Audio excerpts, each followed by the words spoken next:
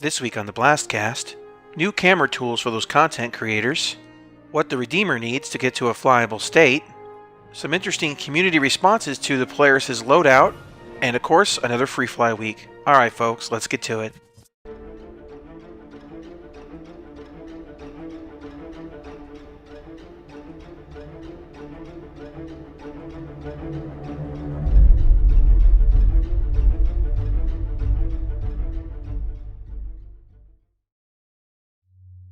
Greetings everyone, and welcome to another week of BlastCast. Once again, my name is Jarvis, and with me as always is my bastion of common sense, Lightning Dragon.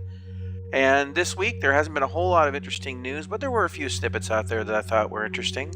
And the first one, of course, we're going to talk about is the new camera tools they showed on Around the Verse. Now, while not a really big deal for a lot of people out there, for content creators, I think this is going to be a very useful tool, especially the way they're trying to make it feel organic. And as anyone knows who can go back and think of when Red versus Blue came out all those years ago, of course it's still running, I think how big that was for Halo and other kind of games like that. A lot of people, they make careers off these sort of things. You know, look at the whole Machinima channel. I mean, it's just, I think it's a great tool to make sure the community has, and it's definitely a lot better than them having to do this kind of glitch workaround where they get a free camera out of the deal. What do you think, Lightning? Yeah, it's nice to see that they're supporting people that, want to make that kind of stuff. It's kind of a small thing, maybe as far as like overall development goes. Yeah. But I mean, it'll make it so that they can use the tools themselves to do things. So it's not like they're not getting anything out of it. Yeah, you've already got several Star Citizen machinimas starting to pop up, and I think this is going to be just really add something. These kind of shows, these kind of programs that people create, it's essentially free advertisement for the game itself. So I don't see any reason not to do it. It's only going to help out every one of us have a game with more players and more people interested in it, and I just think it's a good thing all around. But that's a pretty basic subject. You can watch Around the Verse for information on that, and it was kind of an interesting look, and the link will be down below, of course. And on Reverse the Verse this week, they did talk a little bit about the Redeemer and kind of explaining why it's taking so long. And it's not, as we know, that basically it's just in the CryEngine and it was kind of a raw model, but it's more than just that. The whole model is going to need to a degree, a physical rework because, for example, and the stairs have to be a certain angle for inclination and things like that. Now, I own the ship, and I can tell you that when you're in the back and you go up the stairs to the midsection heading towards the cockpit, you have to jump. You have to jump because it's way too steep. So looking at that, it wouldn't surprise me. Just one example alone, if you have to increase the angle of the stairs, which means you have to push the back out. Dimensions. Yeah, exactly. You have to push the back out of it. There's going to be some physical changes to the ship, and it becomes really apparent when you're looking at. They said the issue is that the ship was created before the new standardized sizes were in, so there's going to be a lot of rework on it. Though they did say it's coming in the pipeline. They didn't specify when. Obviously, it's coming in the pipeline, but that's kind of too vague for my hopes and dreams. But yeah, I mean, they are aware of it. They're concerned about it. I really want to fly this ship. I really do, and I really hope that the ship has has a very unique cargo rack. I think those of you who've seen it, basically in the tail. When the original the Next Great Starship, they showed how basically this little crane kind of thing comes out of the back, picks up a little cargo box and runs it forward on rails into a little nook underneath the tail. And I thought, wouldn't it be nice if they make that like also an option for like an extra fuel tank, so you can make it a long range Vanguard. And hey, tell you what, if they did that with that, I would never have a need for a long range fighter like the Vanguard, because I would definitely take the firepower of that ship instead. So anyway, next topic, which has been kind of like, I think, kind of the hottest topic of all these. This is one that's going to take a little bit more getting into. There's been some controversy when this ship comes out. There's a controversy with any ship comes out, really. But it's some arguments on the forums about the Polaris and the weapon loadouts on it. A lot of people have been saying it should ditch the torpedoes, have more turrets, more missiles, and they say it's failing in its role as basically being a corvette to defend a fleet from fighters and whatnot. And it's kind of 50-50 split. I think some people love it, some people hate it. Some people don't get the idea why it carries like the largest torpedoes. Personally speaking, I think it's a good loadout. And I think it said it carries size 10 torpedo launchers or something like that. Was it 10? I thought it was like 8 or something. I think it was 10, but they're still the largest ones in the game. Yeah, they're currently the largest ones in the game, and that's for trueness. Well, I can't speak. Well, they've got seven turrets on here. 6 are manned, and 1 is automated. So, what I'm wondering about is, Bill, look at the weapon sizes. It says that these are size 4 turrets. Now, that doesn't mean that the weapons are like size 2s. They're actually, when they said size 4, I guess they meant that the weapons are size 4s, and the automated one is size 5. Yeah, because the long time ago when they were messing around with the wording of everything, before a size was a type of thing, like a size 1 meant fixed, and size 2 was gimbal, size 3, size 3 was missiles, and then you had unmanned turrets, and you had manned turrets, and they got rid of all that. So what they do now is it gimbaled, is it fixed, is it a missile, and is it a turret? And from there, they say the sizes go from there. So if it's a size 4 turret, it's a turret with size 4 weapons, and usually times 2 would mean 2 guns. Yeah, that's what I figured was the case. Now, some people are complaining that that's not a lot of firepower, but basically 2 size 4s is the equivalent of 4 size 3s.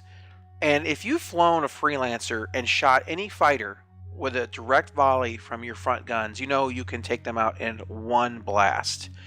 So having that many guns of that size, a direct hit with 2 size 4 weapons or 2 size 5s, if you hit with the automated turret, would be devastating. I think when I'm looking at this, the coverage is pretty good on this ship. I think you can do wonderful defense against fighters. I think fighters would be well advised not to tangle with this directly, not only because of the firepower, but they said that with its shield strength and armor strength, fighters could do little against it. And I think that would be a very capital class shields and armors. Well, it's actually large class shields, capital class armor, light armor. But the thing is that this is, I feel, enough to get the job done for defending the ships. And I think having the torpedoes is a good thing because it allows you to attack larger targets. Right. Exactly. So you're not just a one-trick pony like, oh, well, we're going to bring a capital and there's nothing you can do about it. This ship has a fair amount of threat to a larger ship. So you come across an Idris or something coming at you or whatever, this ship still poses a threat. In a coordinated attack, it can really open up a hole. And so I think it carries enough in both directions to kind of cover both scenarios really well. And of course, some of the communities now, and I like the name, Genomancer gave it the Torpedo Dorito. I'll put a picture up here that someone mocked up of that. I thought that was pretty funny. They were looking for nicknames for the ship, like Retaliators, the Tally, and the Constellations, the Connie. But I guess we went with a longer nickname because it looks like community's starting to adopt Torpedo Dorito. But I kind of like it. It's kind of fun. Well, it's just like in Elite Dangerous, the very first Doritos. ship I call it the Dorito, and then the Cobra Mark III, it's the Super Nacho. Yeah, exactly. And the reason it's super is because I based it off the Super Hornet, because it was like a bigger Sidewinder.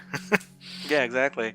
But here I'll put some pictures of real-world modern Corvettes, and as you can see, they kind of follow roughly along the same idea and concept that you see with the Polaris. And so I kind of get what CIG is doing here, and I own this ship. I think it's going to work out very wonderfully, and I'm really looking forward to flying the ship, not only with my friends, but hopefully someday down the road, some of the community that listens to this channel. In fact, when it comes out, I'd really like to go ahead and get some of the subscribers here that watch these videos out into the persistent universe with me, and we'll all go make a free fly event out of it or something, just have some fun, pew in the universe together. I think that would be a blast. And also this week as well, don't forget that till October 31st, it's a free fly week. And if you haven't tried Star Citizen, they're unlocking the Super Hornet. You can go out there and try it till the 31st. And if you want to try it and you haven't signed up, Down in the description below, you'll find a link to a referral that'll get you 5,000 UEC, and you can go ahead and try it for a while and see if you like it. And once again, bear in mind, those of you who haven't tried it before, the net code is not finalized, and that's the big holdup right now in the game is the net code, because that's going to be 3.0 when they go ahead and introduce everything, the new net code, which should make things run a lot smoother. So bear that in mind. It's still an alpha, and you're going to have probably We don't even have the updated flight model they're working on. No, exactly. We're still dealing with the older flight model too. So at least I don't know what to call it, flight model, like flight mechanics, I think is a better term. So yeah, Flight something. Flight something. So there's still some changes coming, but this should give you a basic idea of how things work, at least as far as controls and whatnot, as what buttons do and things like that.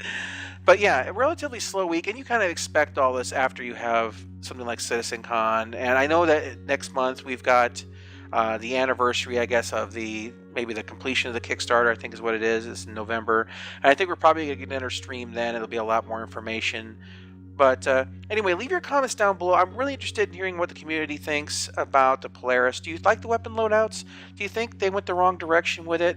Do you think that they need to rework the ship? Personally speaking, I think they need to add anti-missile systems to the ship. I mean, because let's face it, putting flares in that thing isn't going to do you any good. It's like it's like standing on top of a tank with a bottle rocket trying to. I like my sparklers thing. Yeah, that's true. His was fun. Yeah. Take these 2 sparklers, stand on top of the tank, and wave your arms around. The missile's coming in. Good. Keep waving. The missile's coming in. Keep waving. Yeah, you do that with your worst hired NPC. You're like, I don't have to pay him. So yeah, so that's what I think the ship really needs. I think the weaponry in itself is fine. I definitely think it needs AMSs on there, because there's absolutely no way this ship can dodge a missile, and it needs some way to shoot them down instead. And I think that would actually enhance the role of it defending a fleet just from like fighters. One on top and one on bottom. Yeah, something. I mean, just something that would give it a decent amount of coverage. But yeah, I think AMS would be a wonderful addition to the ship. 1 or 2 or 3 or 20, whatever. I think 2 or 3 at the most. Yeah. Oh, don't take away my 20. Anyway, guys. All right, guys. Well, relatively short BlastCast this week. I said we don't like to fill up your broadcasts with lots of BS. Well, a little BS. But anyway, we'll catch you next time, and thanks for listening. Bye-bye.